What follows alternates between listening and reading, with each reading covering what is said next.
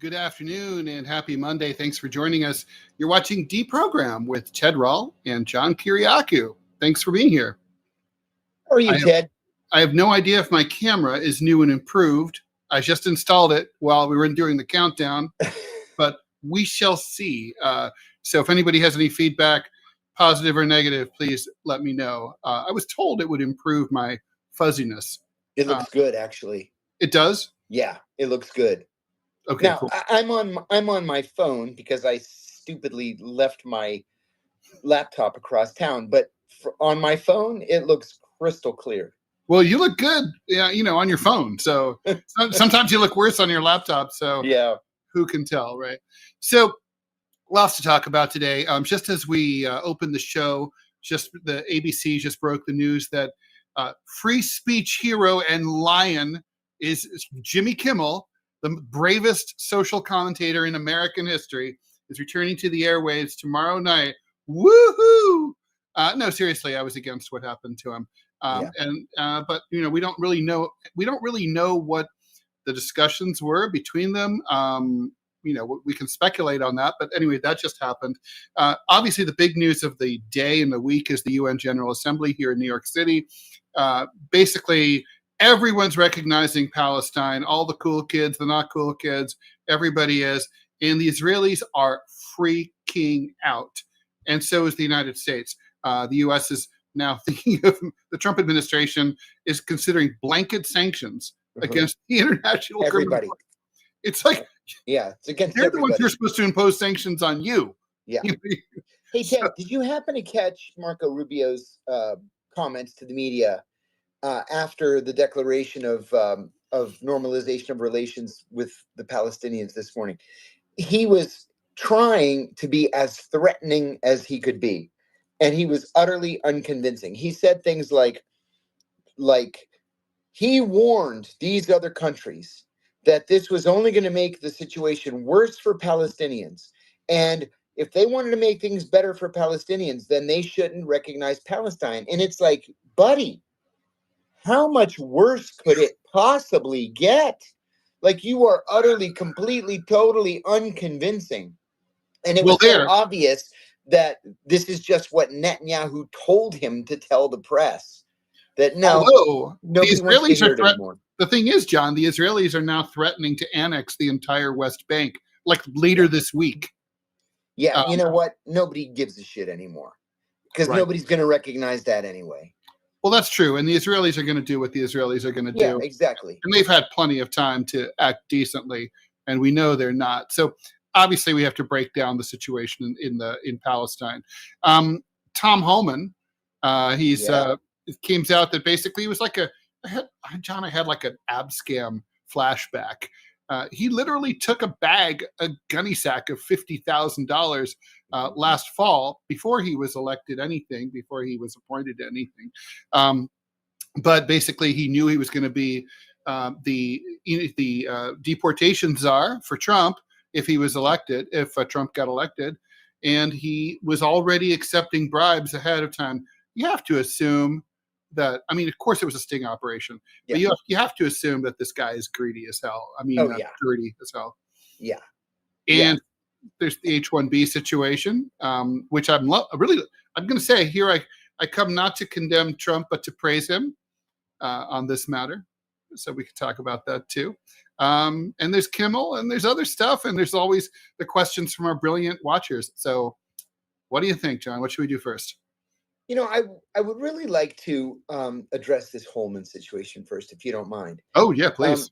Because like you, I was reminded immediately of Abscam. Now, for those of our viewers who don't remember Abscam, this took place in 1981, where FBI agents dressed up like Arab sheikhs and bribed a U.S. senator and several members of the House of Representatives. Of course, it was a sting operation. Some of them went to prison.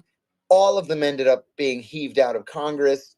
But the message was that bribery is wrong, wrong, wrong, and you should not do it. So now here we have Tom Honan, who's the head of Immigrations and Customs Enforcement.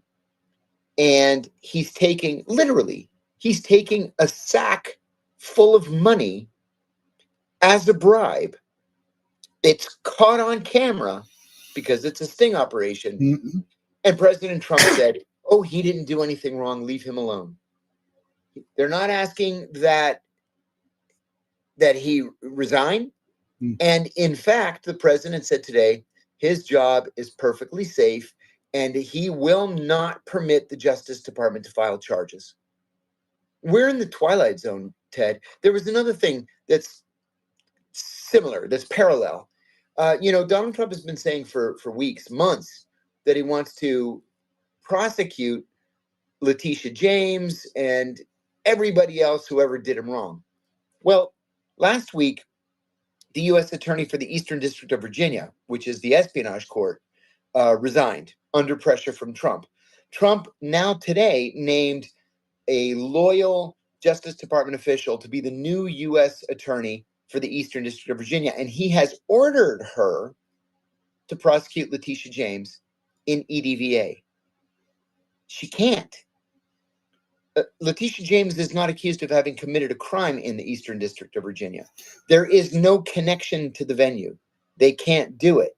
But Trump said on Truth Social last night that he has ordered the Justice Department to begin going after, arresting, and prosecuting his political enemies. He came right out and said it on Truth Social. And so we're in uncharted waters right now. We don't know where this is going to go, if anywhere. And Congress hasn't said anything. Nobody has the guts in Congress to say anything. And then today, the Supreme Court ruled that Trump is allowed to fire the last remaining Democrat on the Federal Trade Commission. So all that does is it gives the Republicans a very temporary win, and it's a little incremental win. But what the Supreme Court has done is they've essentially said, when the Democrats win the White House, which they will, they can fire all the Republicans and put yes men in all of their positions. So nice country our leaders are giving us these days.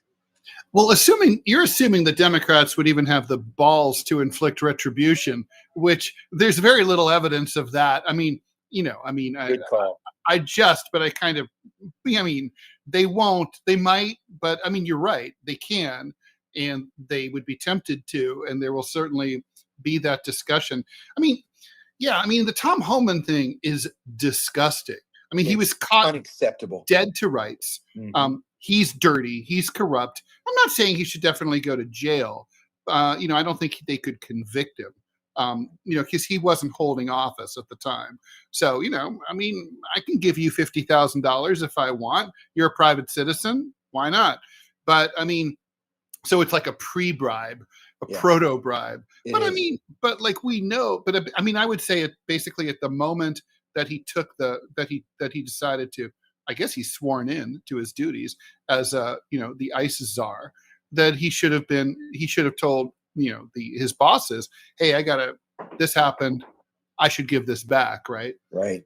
You would think. That's what you or I would do. Sure. Well, I wouldn't have taken the money in the first. No, and if you're going to take a bribe, just like we always used to say at the CIA, if you're going to steal, don't steal $20. Steal right. $2 million. If you're going to take a bribe and you're going to risk not just your career and your reputation, but your freedom, don't take $50,000 measly dollars. Totally. Take millions of dollars. No, for sure. These guys, that's, my ex-wife used to always say that about congressmen who would be caught with like a $3,000 bribe. She would be like, they're not just whores. They're like crack whores. They're cheap as shit. You can buy them off for nothing.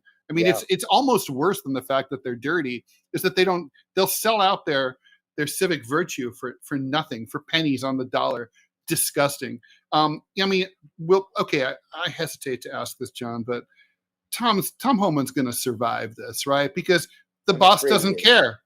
No, I'm afraid he is.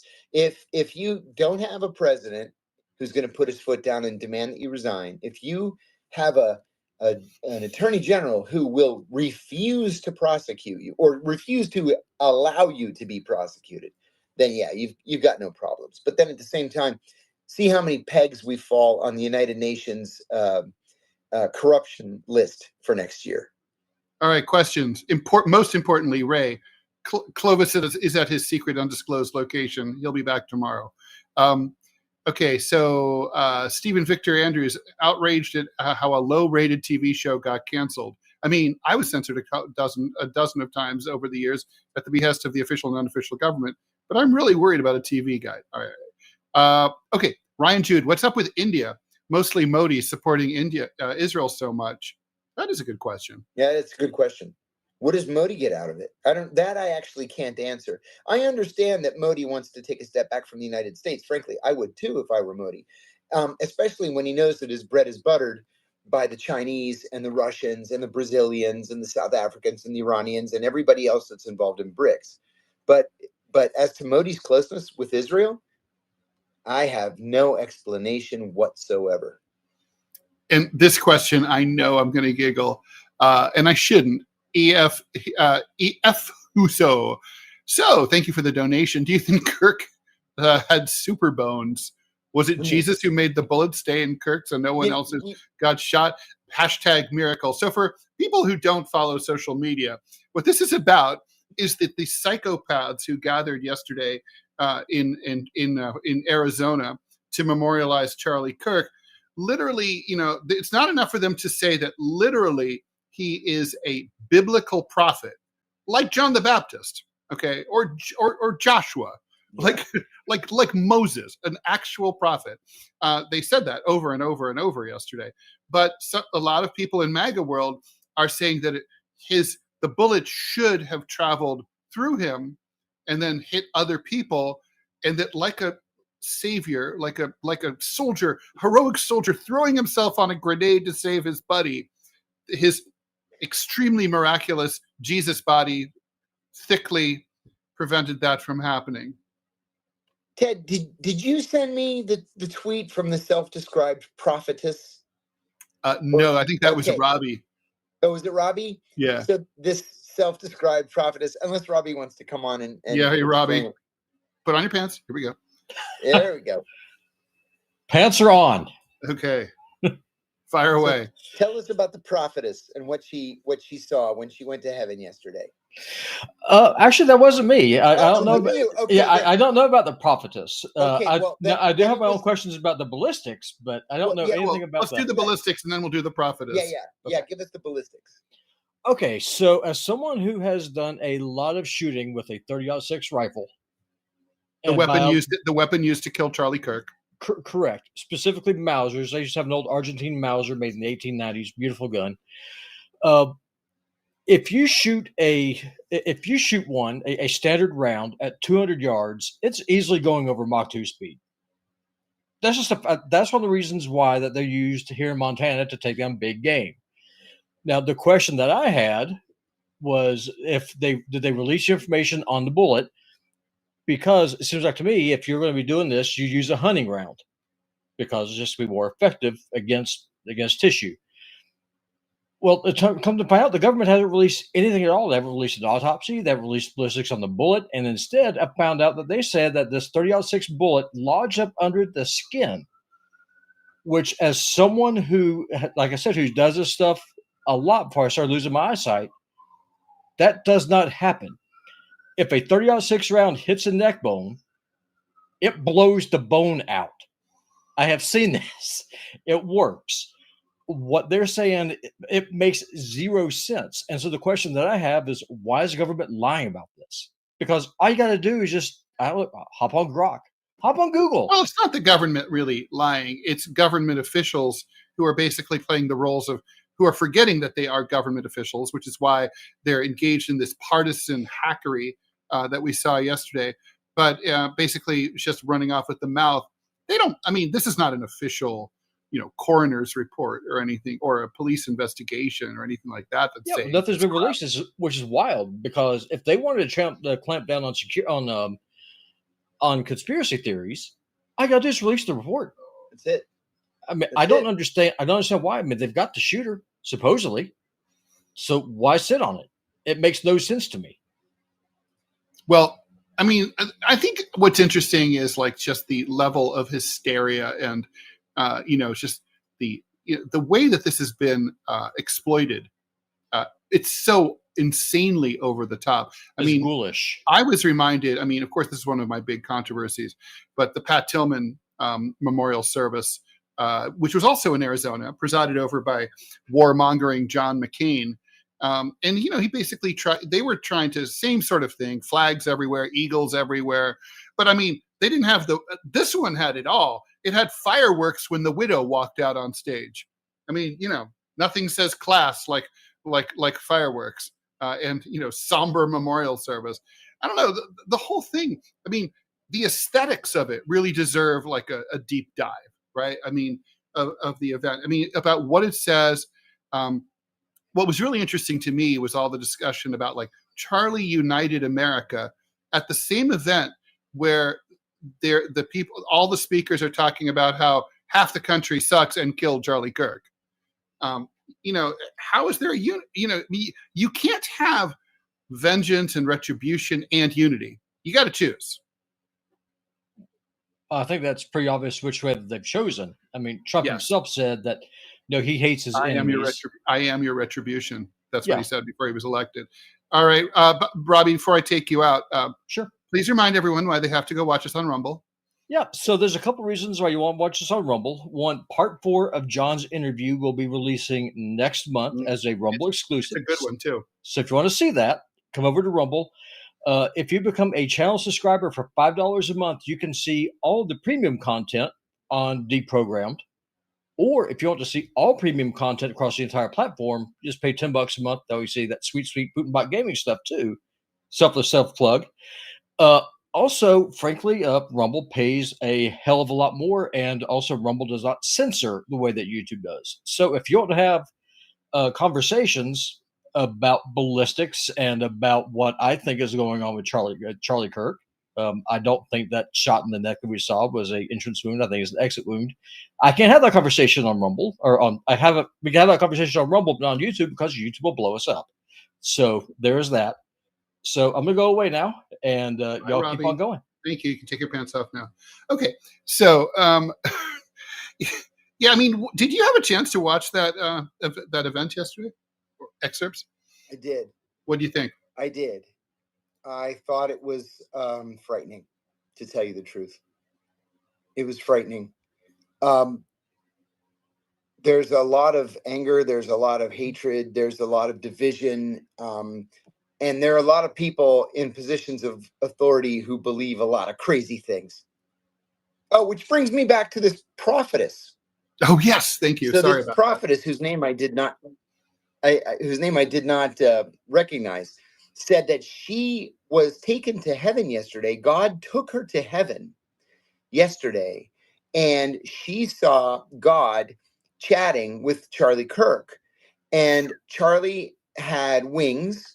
Did God have a God podcast? was talking to him, and God gave him a quiver full of arrows, and the arrows were made of light. There were 1,000 arrows, and they were made of light. And God told her to come back down to earth and tell people that Charlie's in good shape. He's in good hands. Yeah. Dude, that's awesome. I love it. I mean, and the thing is, what the fuck? What's wrong with people? And you know, there's going to be people who repeat this dutifully, like, no, that's happened. He's hanging with God. I saw. Like, holy shit! I don't know, man. Yeah. I don't know what to say. Yeah. Well, all right. We were going to talk about this, so we might as well talk about it. Rocklight, what's our opinion on the H-1B visa fee? I was surprised that there was no plan announced with the implementation. Oh, I'm never surprised when there's no plan announced with the implementation. No plan. I mean, planning isn't really Donald Trump's thing. It's like, hey, draft up the executive order. I assume they had all the executive orders stacked up and on a schedule before he took office. And it's like, yeah, usually they're written in the period between the election and the inauguration. Mm-hmm. I'm convinced of that. It's like, oh, it's September 22nd. Oh, we're doing this one. We're doing the H-1B that day. And they're all spaced out very carefully. I'm convinced of that. They're all stacked up. But yeah. Okay, so basically the H-1B visa fee is very simple. If a company wants to hire someone, under the H-1B program, they have to pay the federal government $100,000. So it's very Trumpy. It's like, well, we also want to get money, So in other words, it's not really about principle. It's not really about hiring Americans. No. It's about it's about grifting and bringing in some more money into the treasury. But also, it obviously is going to discourage a lot of people, a lot of companies from doing these. They're saying that there may be exceptions for doctors, which frankly is a good idea. But I got to say, good for Donald Trump. I don't say that very often, but I hate the H-1B visa program. As a former engineering student, I know and have heard and have read about countless cases of people who are unemployed and underemployed, STEM workers, especially people who got laid off in their 40s or 50s and can't get work, who are brilliant, who are American citizens. And then, there's this feeder that comes in from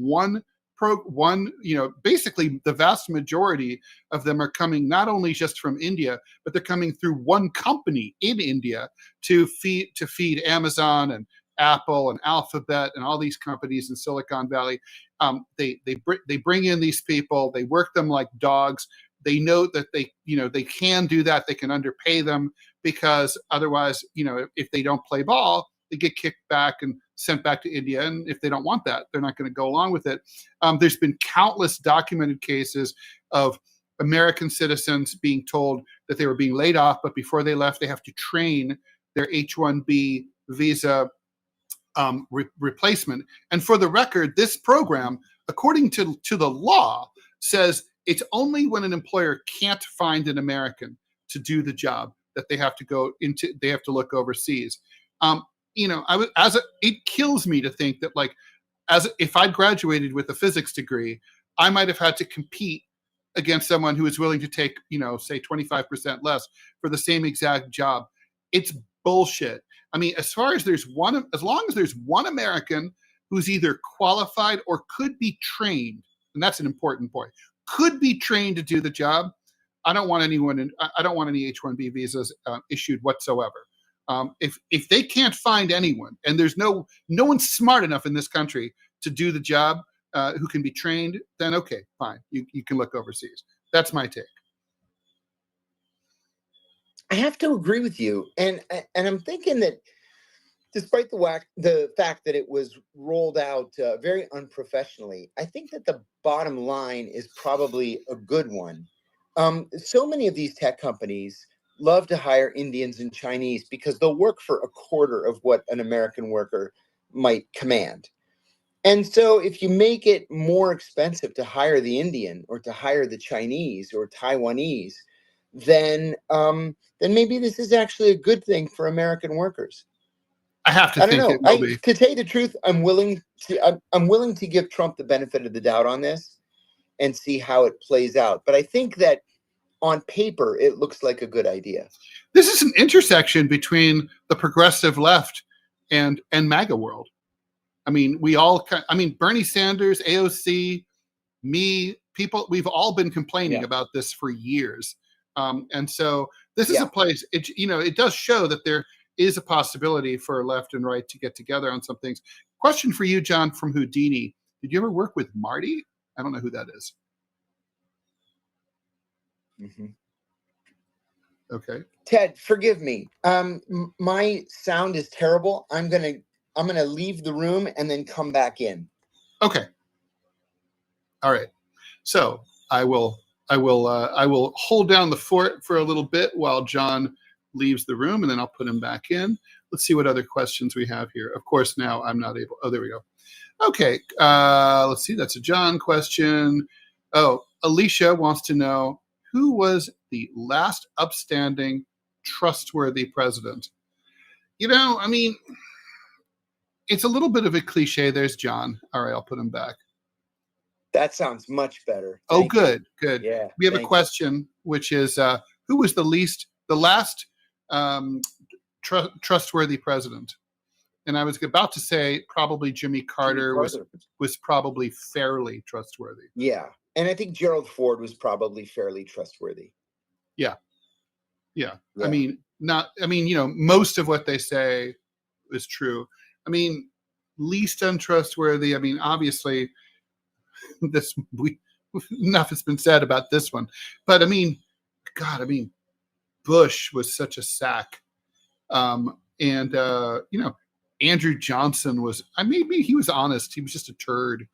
When you get yourself impeached, Lyndon Johnson, Andrew Johnson, yeah, he was drunk all through the presidency. And he was such a racist piece of shit that was part of the reason that he got impeached in 1868. I mean, when you get impeached for being too racist by a bunch of other white dudes, rich white dudes in 1860s, you're a racist piece of shit.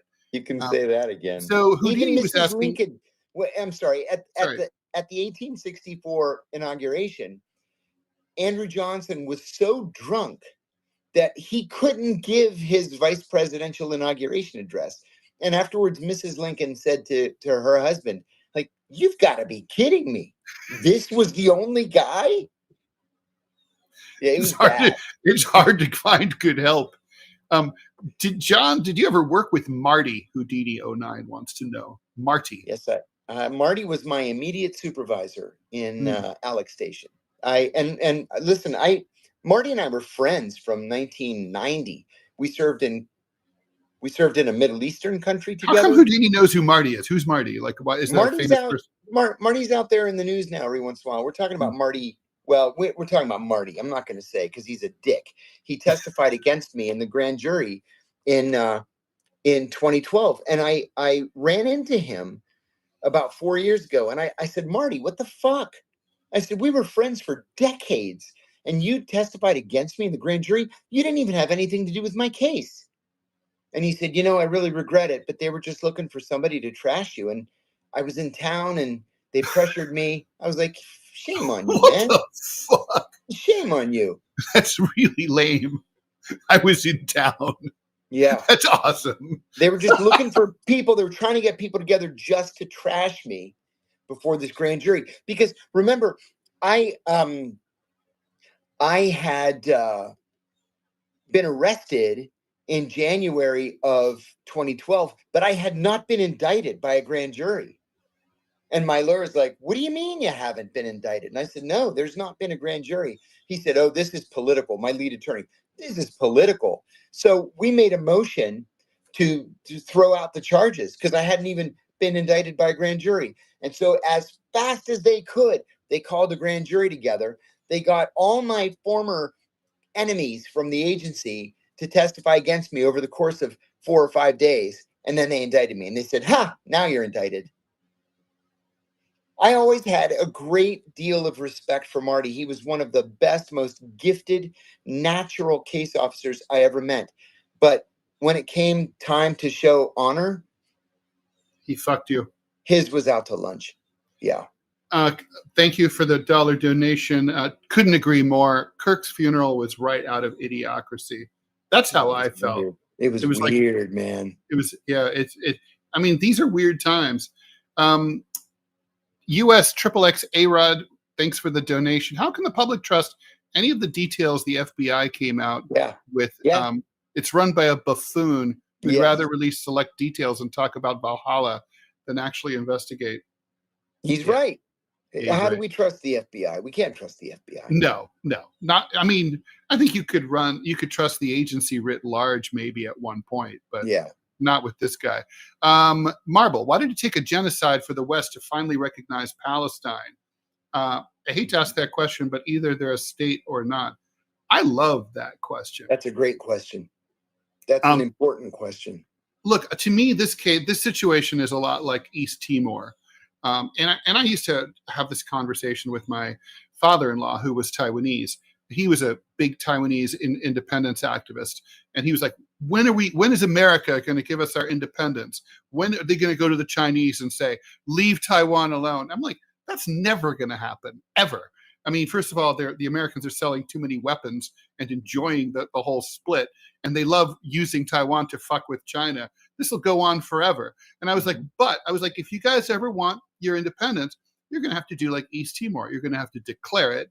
And then maybe, and he said, but then the Chinese will invade. I'm like, I don't think so, but they might, and they might kill a bunch of Taiwanese people, and that's the price you pay for freedom. I mean, that's what happens when you are, when you're fighting a much bigger power. And I think what's happening with Israel is the same sort of thing. The Israelis had to go to the mat in order. I mean, they had to kill as many Gazans as they possibly could before. And John, I don't see you. I don't know if your camera's off. I see you. Okay, good. You. There you are. So I felt like so I mean, I think that basically the world was never. I mean, Hamas was right. The world was moving away from the Palestinian cause. They did not care. They passed the Abraham Accords. They were going to completely threw the Palestinians under the bus. The Saudis were going to normalize relations with Israel. Yeah. No one gave a shit. Hamas needed a game changer, and they made a game changer. And you could argue about the details, and I have, but I think it required. I mean, to me, the purpose of terrorism is to expose your enemy as monsters. So if you say, look, the Israelis and the Americans are monstrous, anti-Muslim, oppressor, imperialist, murderer assholes, and then you poke at them and you attack them and you make them violently over the top, overreact, or you prompt them to do so, then they've made your case for you. And I think that's what happened. I think it was October 7th was a huge political success for the Palestinians and for Hamas. Palestinians. Yeah, I agree. I think that's exactly right. I can't disagree with anything you said. I looked at a map in the Washington Post today of countries around the world that recognize Palestine and countries that don't. And, we talk about it here in the United States like it's this really big, momentous decision that's going to change the course of humankind. No, the countries that don't recognize Palestine are the United States, Norway, Sweden, Greece, Germany, and Austria. And that's pretty much it. The rest of the world has always recognized Palestine, or has for years. So no, we make it sound like it's this momentous, cataclysmic decision. No, it's not at all. Well, it's also, everyone can read their polls, right? I mean, recognizing Palestine is probably the only popular thing Emmanuel Macron has done in years. See? And look at, and the latest polls are out. The vast majority of Americans writ large, not just Democrats, now sympathize more with the Palestinian cause than the Israelis. By the way, about the magic bullet, Turning Point USA executive producer Andrew Colvett says Broomhild claimed the surgeon told him that Charlie's healthy bones stopped the bullet. He also said the coroner found it beneath the skin. I just cannot believe that any of that is true. We saw the video. We all saw the video.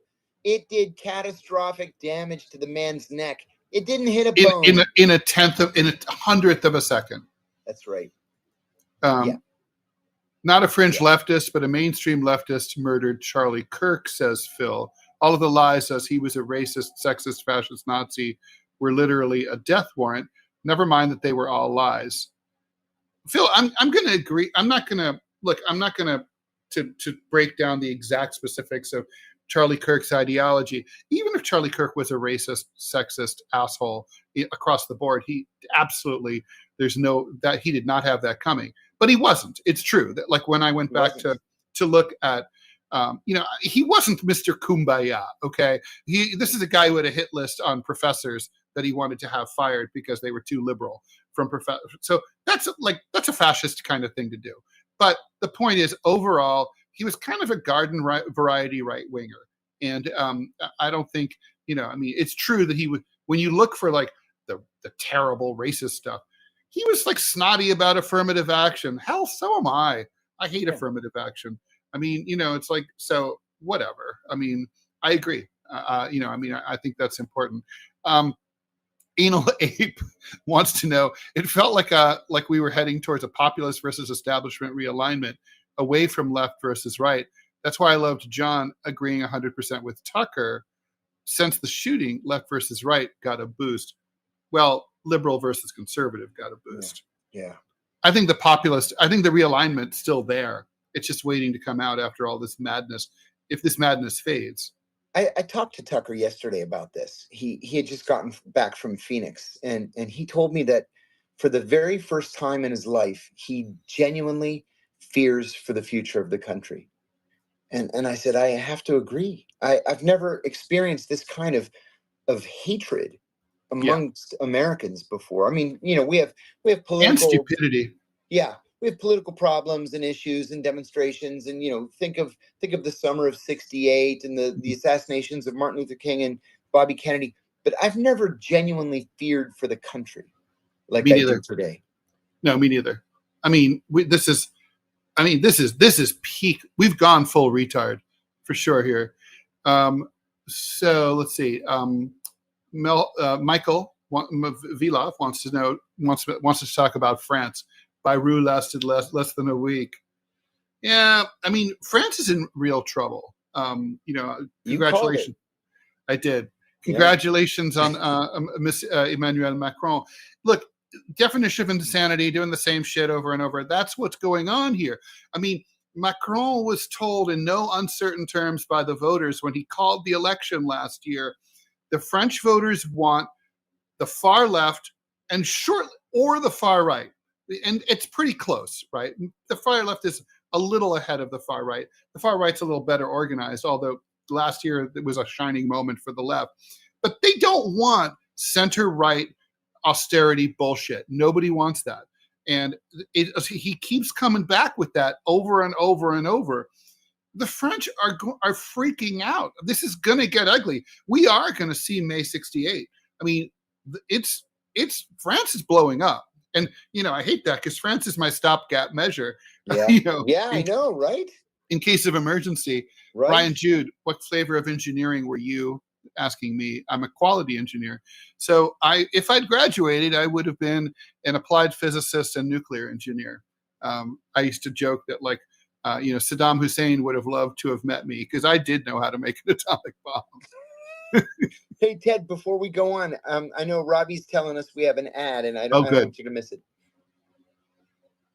Okay, Robbie, go ahead and pop that sucker up there, and I'll read it. John, you're a spiritual man. What makes the prophetess's claim any different than any other theology? Good question. I just tend to generally think that everybody's nuts. I'm in Los Angeles right now. I'm staying with my brother, and my brother is an adamant atheist. I even saw he wrote a check.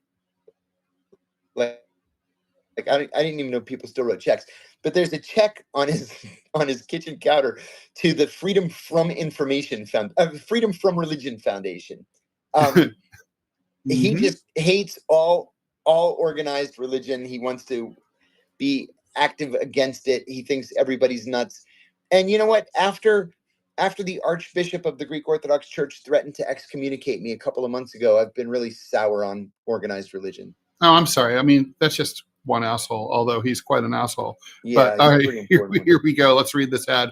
You've probably noticed Rumble is growing fast and it's not slowing down. They're building a real alternative to big tech that puts creators first and actually protects free speech. And now there's Rumble Premium, an easy way to upgrade your experience. With Premium, you get ad-free viewing across the platform. No pre-rolls, no interruptions, just the content you came for. Plus, Premium members unlock exclusive content like bonus videos, behind-the-scenes drops, and more from your favorite creators. Right now, Rumble is offering $10 off an annual subscription. Just go to rumble.com/premium and use the promo code studio at checkout.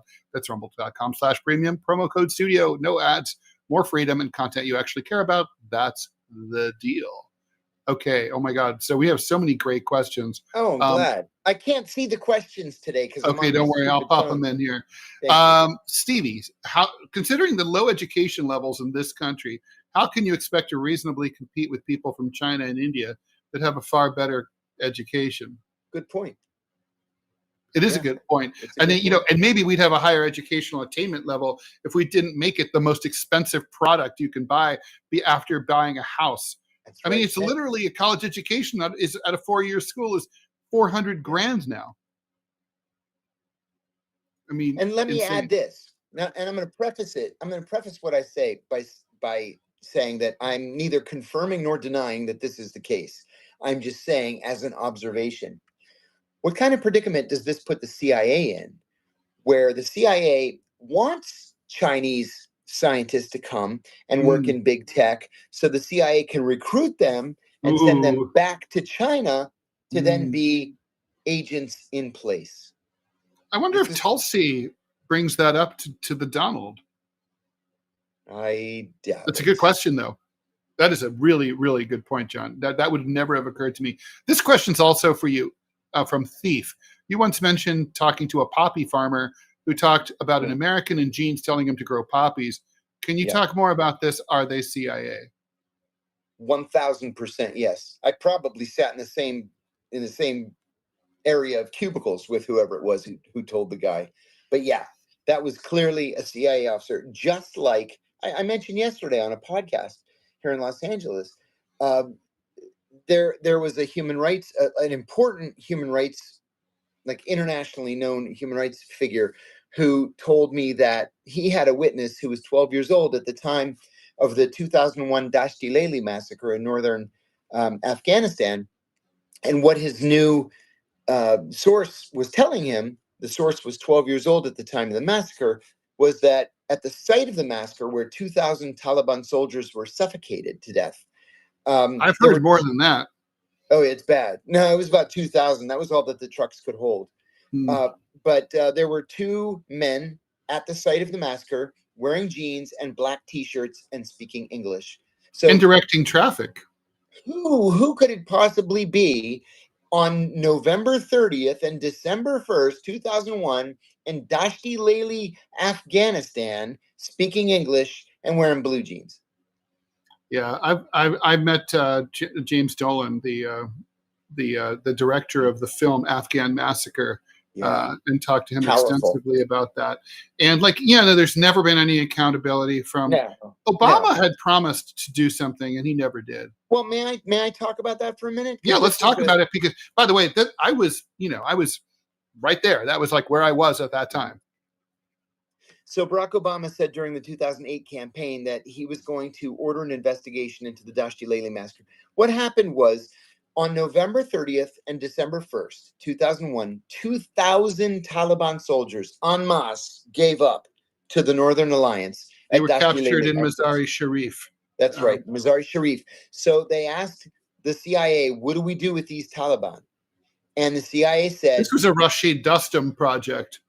The CIA said, truck them out to the desert, hold them in the desert until we can divide them up and send them to smaller jails around the country, because there was no jail in Afghanistan that early on in the war that could hold 2,000 people. As you said, this was Abdurrashid Dostum, one of the most vile, one of the darkest and most murderous men in modern Afghan history. I know. I had to ask him for a favor. And I had to go to visit him, and it was weird, to say the least. He said to me once, he said, "You don't like me very much, do you?" And I said, "No, sir, I don't. I think you're a cold-blooded murderer." And he sure fucking was. He laughed like that. I mean, he literally was the guy. The reason that Kabul looked the way it did was him. Yeah, it's exactly right. So,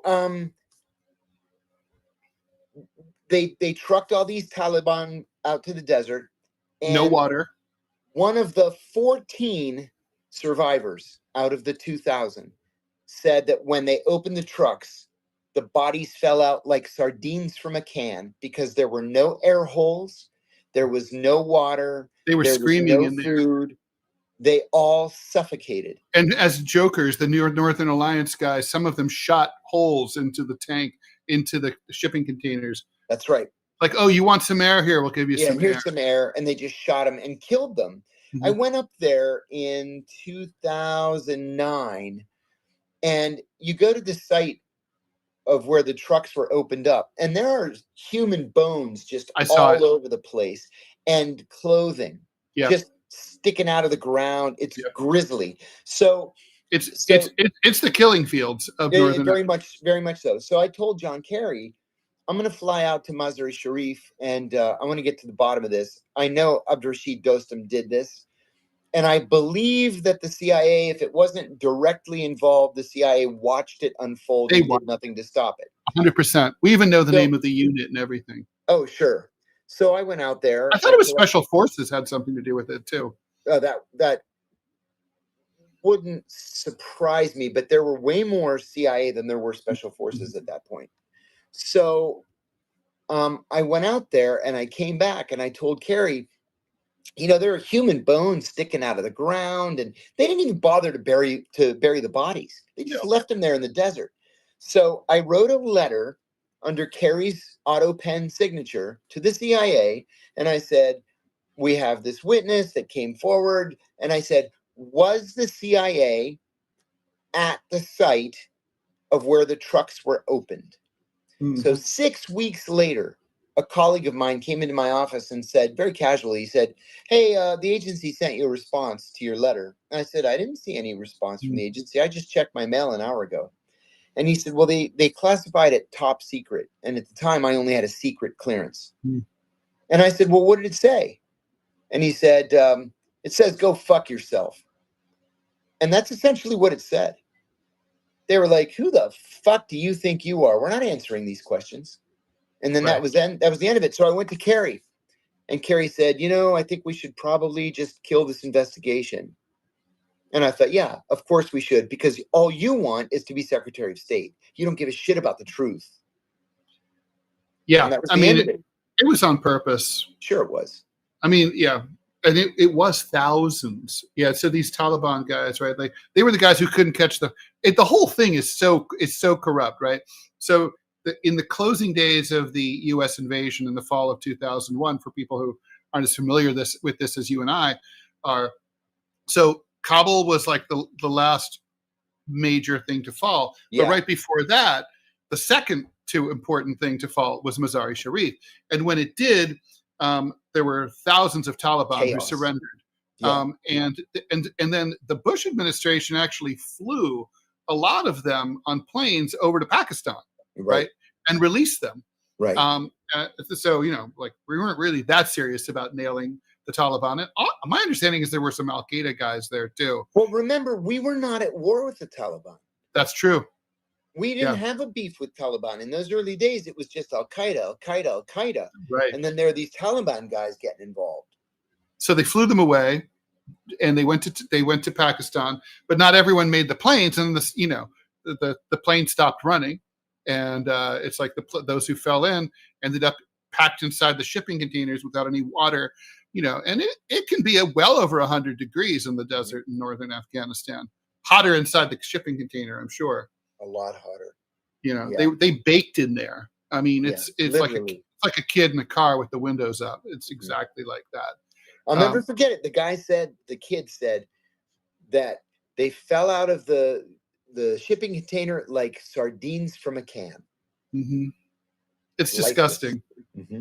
Yeah. I mean, it's one of the biggest war crimes in U.S. history. Absolutely. I mean, it's like much bigger than My Lai, I think. In terms of sheer numbers. Was what, 35 people at My Lai? Or 100 people, whatever? We're talking about thousands all at once. Yep. Hey, thanks for the Mountain 16. Thanks very much for the donation. This is a tourist question for you, John. Hi from Mike in Nottingham. John, my sister is going to Rhodes in October.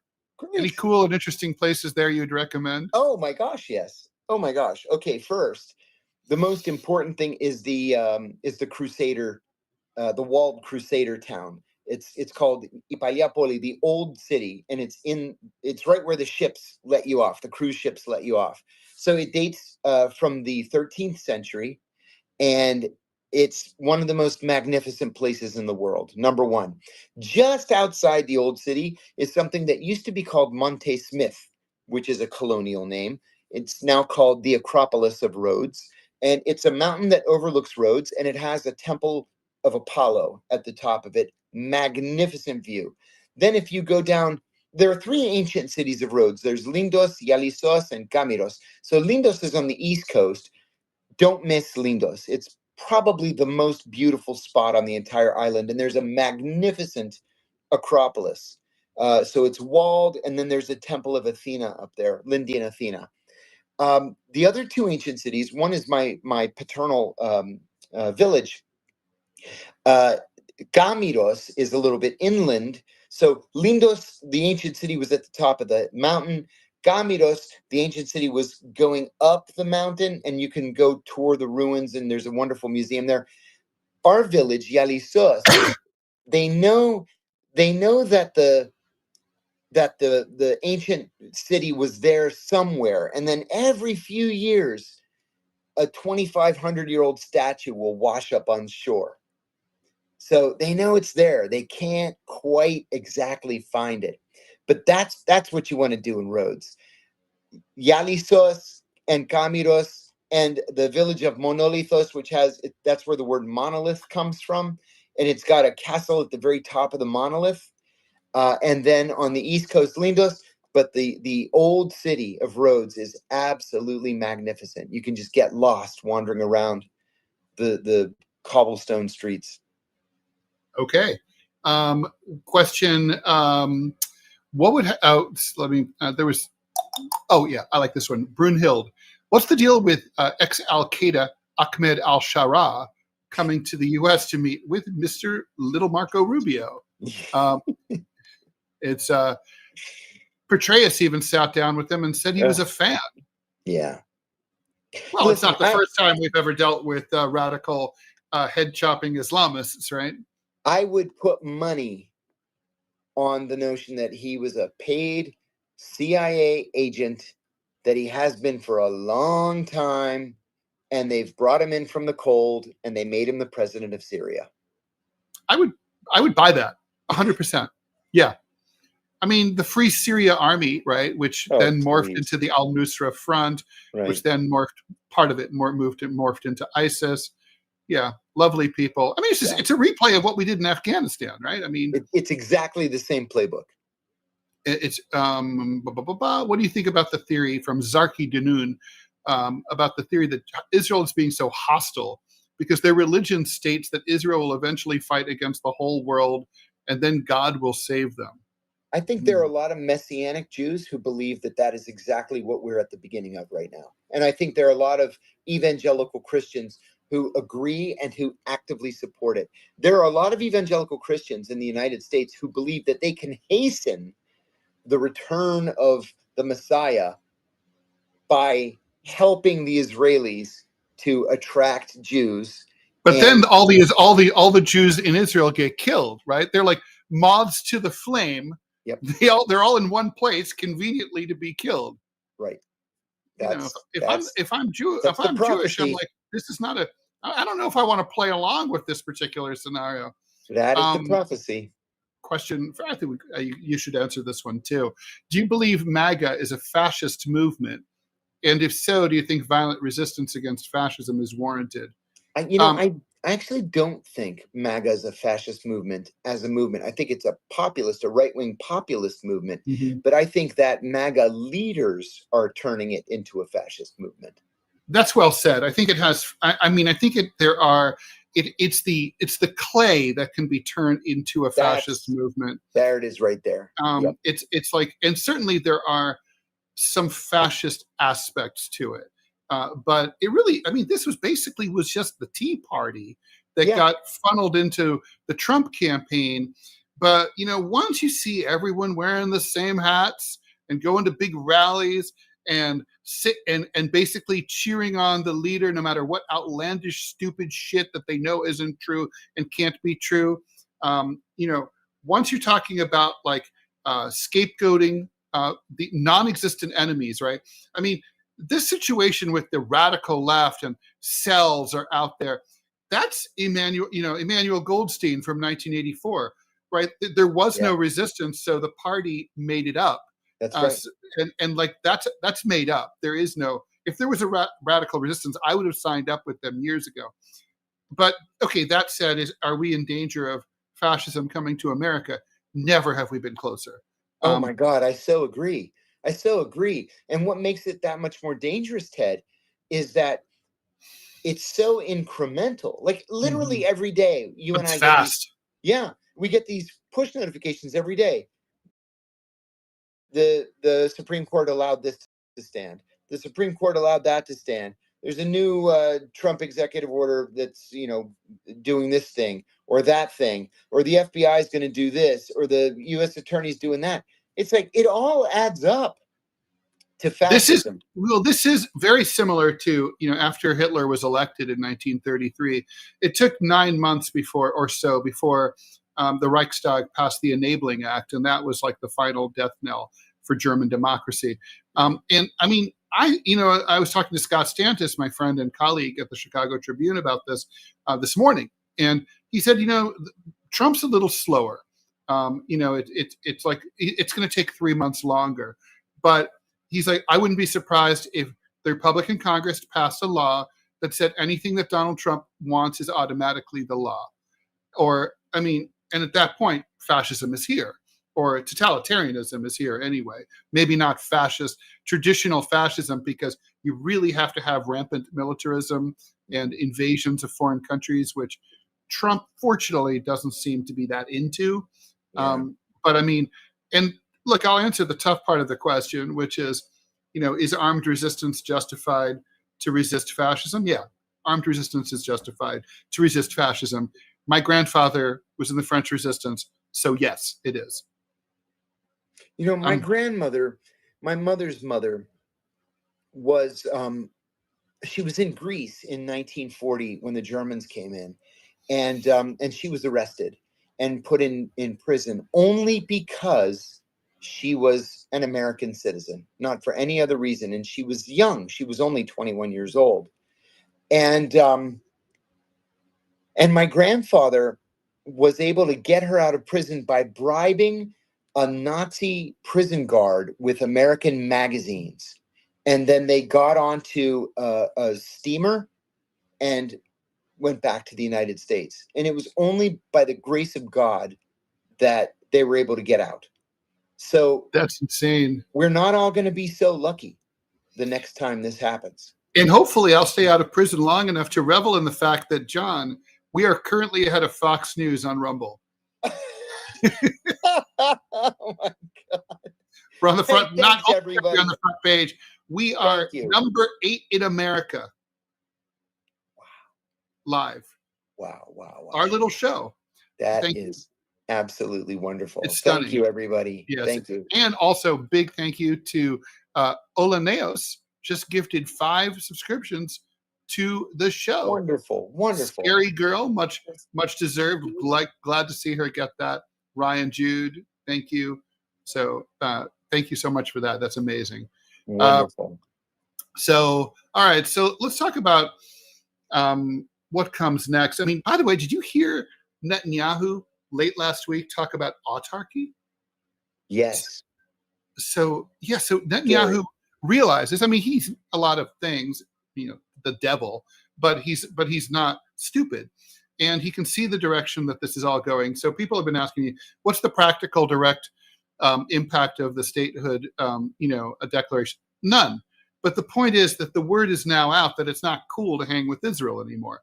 So big business isn't going to want to do business with them anymore. There won't be contracts. They won't be able to import or export. They won't be able to recruit people or send their people overseas to work and send money back. So basically, Israel is going to find itself more isolated than South Africa did under apartheid. And frankly, they deserve it because their behavior, their conduct is even worse than South Africa during apartheid. I mean, at least the South Africans weren't just systematically butchering hundreds of thousands of people just for fun to steal their land. So now you've got, but I think what's going to happen is it's true. Bibi is literally thinking we're going to have autarky. We're going to have to be completely independent. And I'm thinking, okay, the last time anyone said that was Pol Pot. He was like, we don't have to deal with anyone. At least Kampuchea was agriculturally rich. Right. Okay. I mean, I like the wines from the Golan Heights, but they don't have that much there. I mean, I don't see how this works. I think Israel will collapse. I mean, I think, we're not going to have a negotiated settlement. I think the economy of Israel will collapse, and we might, and it'll be a post-apartheid type scenario. They're just going to have to say uncle and just somehow work it out with the Palestinians, because their economy will be dead. See, but I think maybe I'm expecting a lot worse, but I don't think they will give, because I think they would rather nuke themselves and everybody around them rather than to be destroyed from the outside. I think they're like a rabid dog. I mean, I think they need to be put down at this point. I mean, this is ridiculous. I think the world should invade Israel and take it over. Yeah. And administer it. Yes. Yeah. I mean, I don't know how you secure the nukes. Yeah. Yeah. So let me put Robbie back on. He has a question here. All right, here we go. Robbie? Howdy.